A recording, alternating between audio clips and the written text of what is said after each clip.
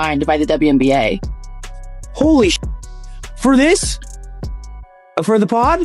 Again? They didn't like my comments on Paige Becker's. Sophie Cunningham turned a $3,500 fine into a branding moment that shifted her entire trajectory. What began as a hard foul defending Caitlin Clark quickly spiraled into controversy the WNBA couldn't contain. Instead of backing down, she leaned. Being fearless, outspoken, and fully aware of her growing platform, every penalty amplified her name. Every headline expanded her reach. Now, the league faces an unexpected reality. The more they find her, the bigger she becomes. Drop spicy. Sophie below and watch how. And I know there's already been a big emphasis on referee inconsistencies, but at the end of the day, the quality of referees is on the WNBA too. Because again, I have no idea where the line is. Because on one hand, I kind of get it. It's normal for a league to fine you if you're going to talk bad about the league or the players in the league. Because that happens all the time in the NBA, NFL, and so on. But on the other hand, why does the league not care about its image when players are standing over and cursing out their opponents on the court? Like, where was the enforcement here? Or where was it here? Or where was it when the whole entire league was bullying your star player? And this stuff is happening all the time in the WNBA, but why is it only called on occasion? Which is why finding Sophie Cunningham every time she has a podcast seems kind of crazy because When Sophie Cunningham joined the Indiana Fever in January 2025, most fans assumed she was simply the toughness the roster lacked, a scrappy veteran ready to add muscle after a bruising 2024 season. But what the Fever received was far more significant. Sophie didn't just bring grit. She brought something missing from the Caitlin Clark experience since day one: unapologetic loyalty. After a season in which Clark absorbed hard fouls while teammates stayed quiet and coaches downplayed the physicality, Sophie wasted no time changing the tone. She publicly called Clark the best thing to happen to the WNBA, and she meant it. That unwavering support instantly made her a target among players who had spent months trying to minimize Clark's impact.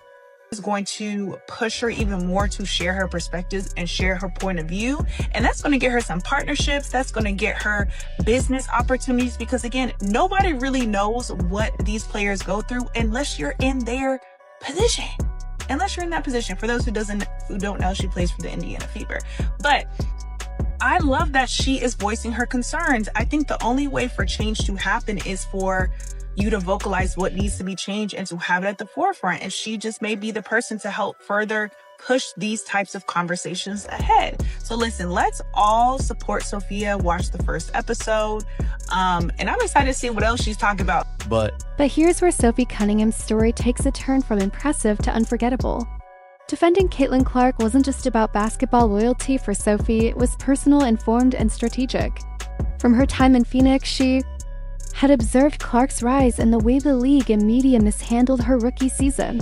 Referees swallowing whistles on hard fouls, sponsors like Nike dragging their feet and promoting one of their biggest stars, and subtle attempts to downplay her impact. Sophie knew exactly what Clark was up against because she'd witnessed it from the outside. So when she arrived in Indiana, Sophie brought more than skill, she brought a mission. She became the enforcer Clark never had and the voice she was never allowed to fully wield. The first taste of Savage Sophie came during preseason against the Washington Mystics. Rookie Kiki Jefferson tried to take her down without hesitation, and Sophie responded immediately, sending a clear message: that kind of disrespect ends now. If a rookie could test Sophie without consequence, what hope did Clark have once the regular season began? Sophie was about to change everything. Their players. Nobody's going to watch this if you're not protecting your star players. You're not protecting your players, period, but particularly your star players. No one's going to watch this. People are watching it because of Caitlin Clark, and then even more because of Sophie Cunningham. And if you're going to just hang them out to dry, then, good. Nobody's going to watch this anymore because they don't protect their players. It's a worthless organization. They have no idea how to protect their players. But, oh man, they're going to be moan, well, you better pay us the money. For what? You can't even protect your star players that draw the eyeballs. Now nobody's watching. Nobody's going to watch to see the star players sitting out with injuries because of poor treatment and poor officiating on the sides. Nobody's going to. The referees were already bearing their whistles whenever Caitlin Clark got fouled, and it was clear the league intended to let the same physical abuse from 2024 continue unchecked. Sophie Cunningham knew she had to send a message that would resonate across the WNBA. On June 17, 2025, she got her opportunity. The Commissioner's Cup matchup between the Indiana Fever and Connecticut Sun quickly devolved into the kind of chaos Sophie had anticipated. Officials had lost control, allowing cheap shots with zero consequences. First, J.J. Sheldon poked Clark in the eye during the third quarter. Then, Marina Mabrey leveled her with a body shot that should have warranted ejection. Instead, the refs handed out meaningless technicals, letting the abuse continue. That was Sophie's breaking point. With under a minute left in the Fever. Up by 17, she tracked down Sheldon on a drive and wrapped her arms around her neck, pulling her to the floor. It was a bold statement. Enough was enough, and the league would never underestimate Sophie or Clark again. That's a flagrant foul. It's a hard foul.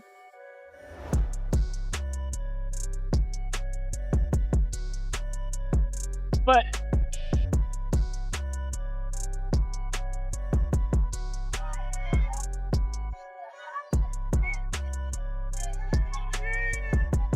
yeah, I think no question, this will get upgraded. yeah, no question. It wasn't just a foul, it was a declaration. Don't you ever try that again. What followed was pure chaos and catharsis for Caitlin Clark fans everywhere. J.J.S. Sheldon immediately confronted Sophie, and when Lindsay Allen jumped in, the situation escalated into a full-scale brawl. The game ended with 3 ejections, and Sophie became an overnight sensation. Her jersey sold out in minutes, and her social media blew up with millions of new followers. Suddenly, everyone was talking about the player who had finally defended Clark. Sophie leaned into the attention. POSTING, a viral TikTok set to a Selena Gomez track, clearly referencing the takedown.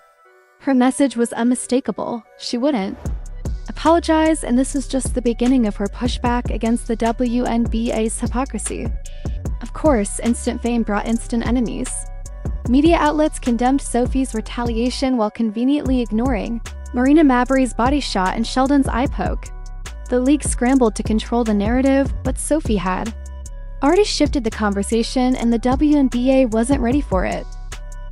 Cunningham tweeted about getting fined, basically saying that she thinks it's laughable and that the league probably has bigger issues they should be focusing on. Now, WNBA officiating has faced major scrutiny all season long from some of the league's biggest stars and coaches. You can find a ton of articles about it online where they're all calling for more consistency. One of the more quotable examples came from Angel Reese after the Chicago Sky lost to the Minnesota Lynx on July 6th. Reese said that the officiating has to be fixed. She said, "I don't give a you-know-what if I get fined because that stuff is cheap and I'm tired of this stuff." You get the point. Commissioner Cathy Engelbert addressed the officiating ahead of the All-Star game last weekend. She said that it is something that the league is continuing to work on and that they are on it. A Change.org petition even appeared demanding Sophie Cunningham be expelled from the WNBA for unsportsmanlike conduct, because apparently defending your superstar teammate is a bigger offense than trying to injure her. The league slapped her with a $400 fine, a figure almost comical considering Sophie would earn more in endorsements that week than many players make in an entire season. But here's where the WNBA miscalculated. Instead of retreating, Sophie doubled down. Just 5 days after the Sheldon incident, she appeared at a game wearing a Barstool Sports t-shirt featuring herself, Caitlin Clark, and Lexi Hall, widely interpreted as a nod to the Fever's 3 white players. Sophie knew how provocative the shirt would be, and she wore it anyway, making her loyalties unmistakably clear. Then, on July 1st, she publicly criticized the WNBA's expansion plans, taking aim at cities like Detroit and Cincinnati and claiming players weren't excited to go there. The reaction was swift and ferocious, with media, fans, and league insiders piling on. Sophie's defiance had turned her into the most talked about and polarizing player in the league.